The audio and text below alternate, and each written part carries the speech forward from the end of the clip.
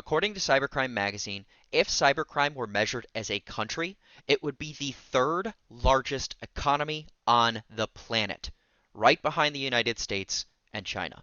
It is increasingly more complex, it is increasingly more professional, and the attacks are increasingly more devastating.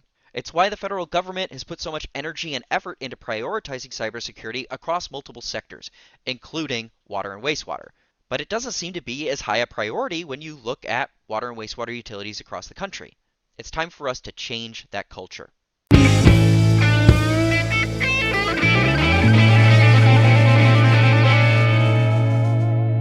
I'm Bob Crossan, Senior Managing Editor for Water and Waste Digest. I am joined today by Tom Kirkham. He is the CEO, founder, and current CISO of Irontech Security. We're going to be talking about cybersecurity. Thank you so much for being here, Tom. Oh, thank you for having me, Bob.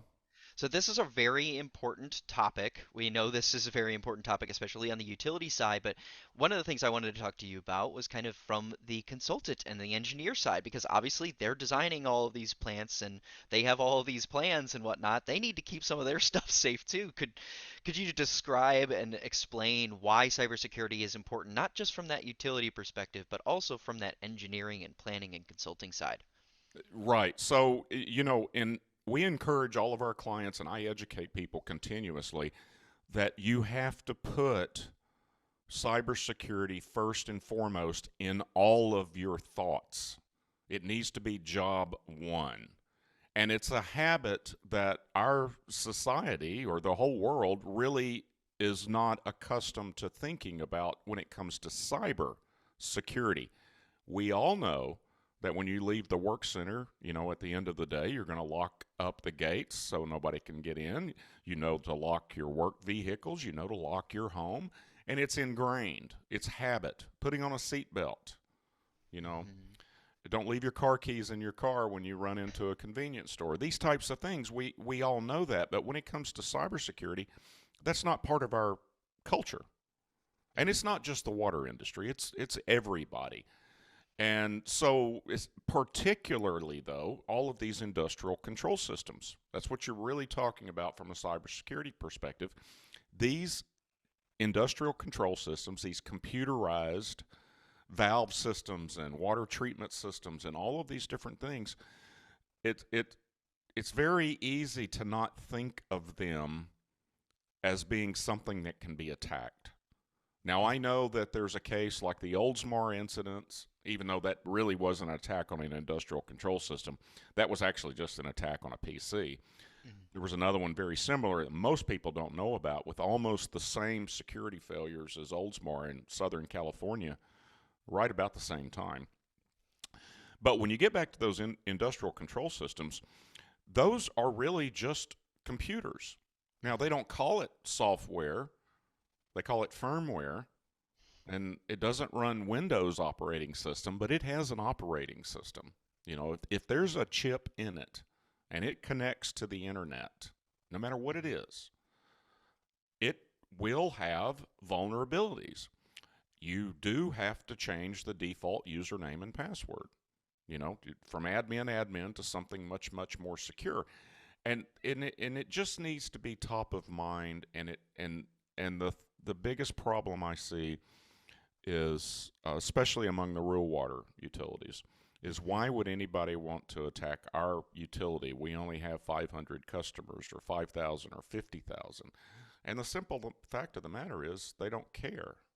The criminals are doing it for profit. The nation states are going to attack water utilities in the event of a cyber war or whatever. And it really doesn't matter if you're a very, very small utility or a huge utility like New York City. It's about creating chaos in times of war. And there's other threat actors out there that might want to do something. I think Iran thought there was two different dams, and I can't remember the exact locations in the country, but they had the same name. And they thought they were attacking a dam in Washington State that the dam was holding back. It would have been devastating Mhm. to hundreds of people if the gates were opened. But it was actually a real small dam that opening the gates didn't hurt anything. You know, Mhm. in New York, I believe it was, somewhere up in the Northeast.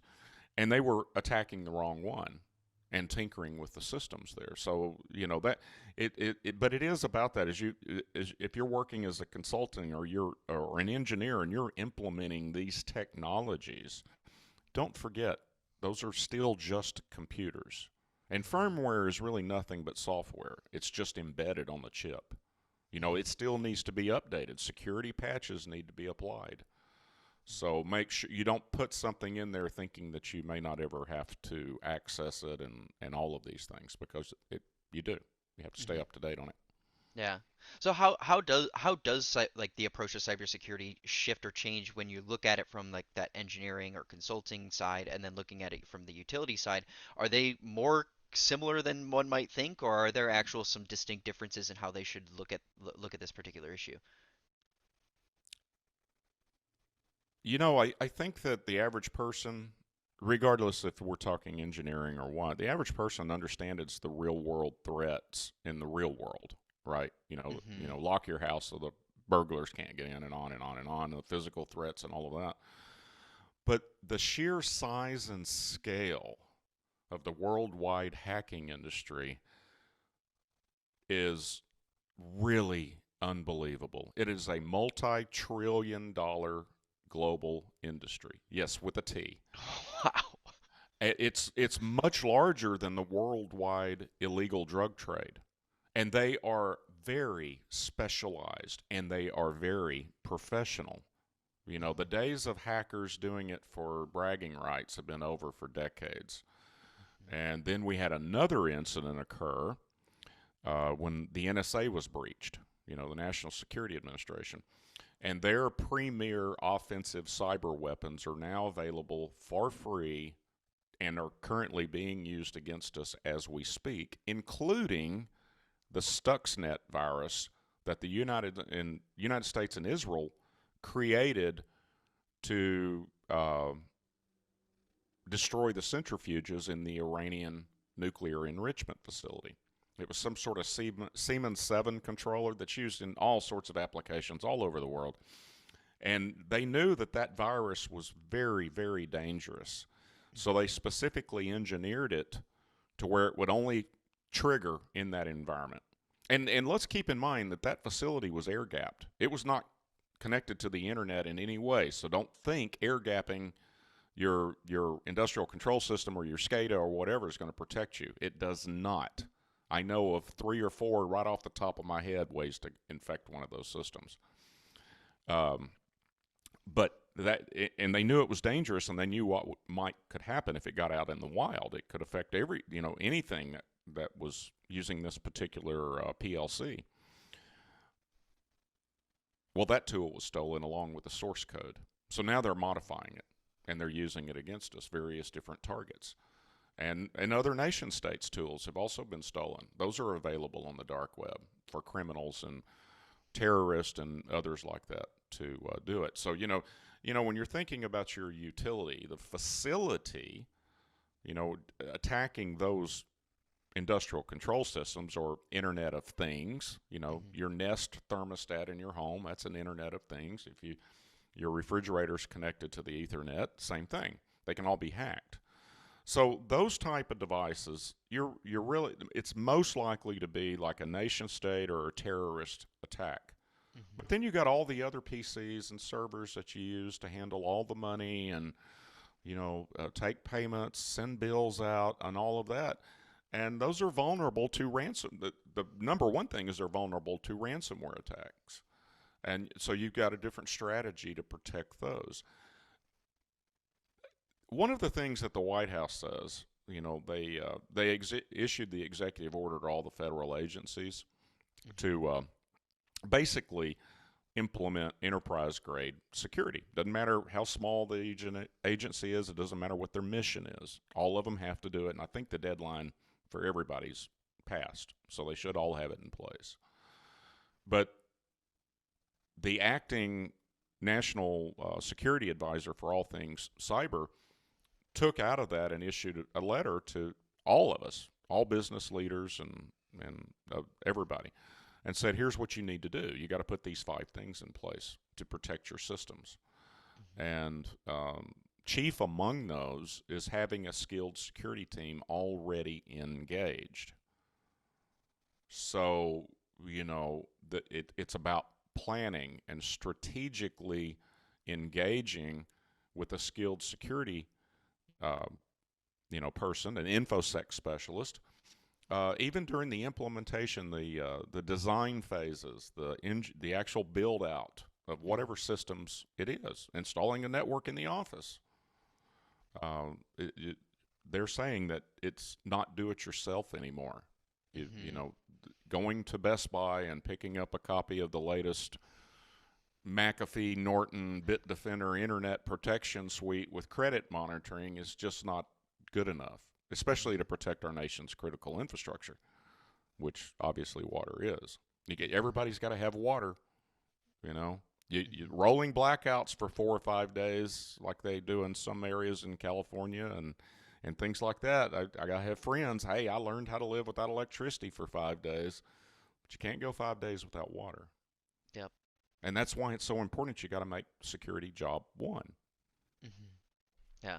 So you mentioned a couple of things there that are probably good leaping off points for some folks on finding those five key points um, from the federal level and whatnot. But what are some steps that you would recommend to people who haven't begun their journey on this? Like where should they start? What resources should they be going for? What types of actions can they take right now that are low enough hanging fruit that they can kind of get started on this particular cybersecurity journey? Well, the simplest thing to do is just start thinking that you're going to be hacked, and Mm, what is going to cause that? Just very simple things like quit reusing passwords across multiple devices or computers or websites. Make them all unique. Make them long and complex. Your pet name along with the birth year of your firstborn is not a good password.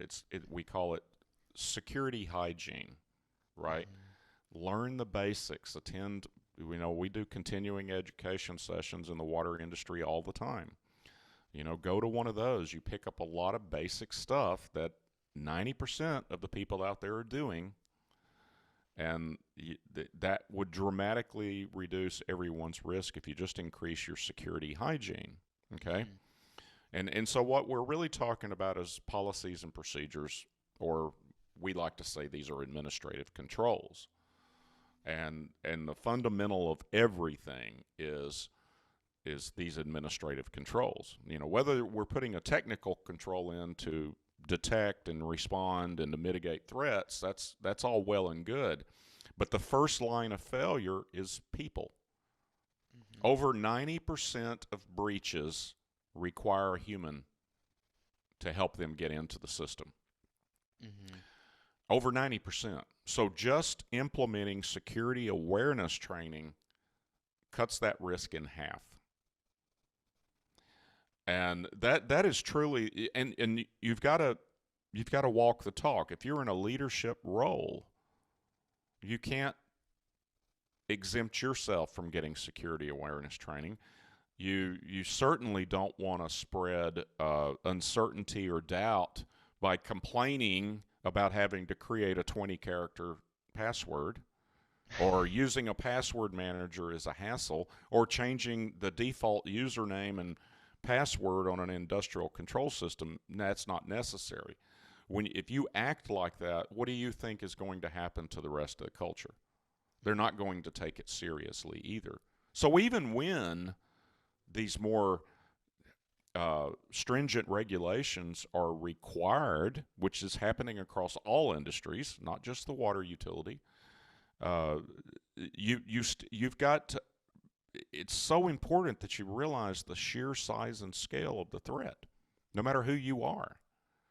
And then you got to walk the talk. You've got to believe in it, just like you believe in delivering clean water or believe in discharging safe waste. You believe that. You know that's the right thing to do. And cybersecurity's got to be approached and lived the same way. And that's really my job, day in and day out. That's the reason for my book. And it's really just once people get over that and it becomes part of just buckling up your seatbelt attitude. No point in complaining about it.